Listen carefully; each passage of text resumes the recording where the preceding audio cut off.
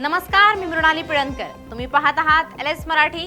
सकाळचे 10 वाजता आहेत. पाहूया राज्यात काय घडामोडी घडतायत. वडिलांच्या आठवणीत अक्षय कर्डिले भाऊक. आमदारकीचं प्रमाणपत्र फोटो समोर केलं अर्पण. आईच्या गळ्यात पडून अश्रू अनावर. पश्चिम बंगाल आणि आसाममधील निवडणुकांमध्ये भाजपला यश. पुण्याच्या मंचरमध्ये भाजपचा विजयी जल्लोष. कार्यकर्त्यांकडून घोषणा देत विजयाचा आनंद साजरा. वर्ध्याच्या रामनगर परिसरातील चोरीच्या गुन्ह्याचा छडा. चोरी प्रकरणी 2 जणांना अटक. कार, मोबाईल, रोख रकमेसह 6 लाखांचा मुद्देमाल जप्त. जालन्याच्या तीर्थपुरीत 2 घरफोड्या. 1.25 लाखांचा ऐवज लंपास.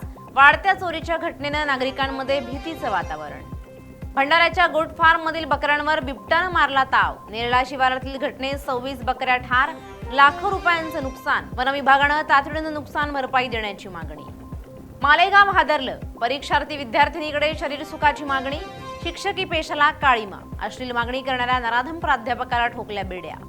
हिंगोलीच्या देऊळगाव ते बेलवाडी रस्त्याची दुरवस्था. रस्त्याचं काम दर्जाहीन. रस्त्याचं काम गतीनं करण्याची नागरिकांची मागणी. यवतमाळच्या मारेगावमध्ये जागेच्या वादातून एकाला काठीनं मारहाण. पोलीस ठाण्यात 2 जणांविरोधात गुन्हा दाखल. पुढील तपास सुरू. भिवंडीच्या सायगाव आतकोली गावात आश्चर्यकारक प्रकार. आंब्याच्या झाडावर चक्क सीताफळ उगवलं. परिसरात चर्चा. परभणीच्या पालममध्ये 35 वर्षीय महिलेची छेडछाड करून तिच्या पतीला मारहाण आणि धमकी. आरोपी विरुद्ध गुन्हा दाखल. या होत्या आताच्या घडीच्या काही महत्त्वाच्या बातम्या. अशाच महत्त्वाच्या बातम्यांसाठी पाहत रहा LS मराठी.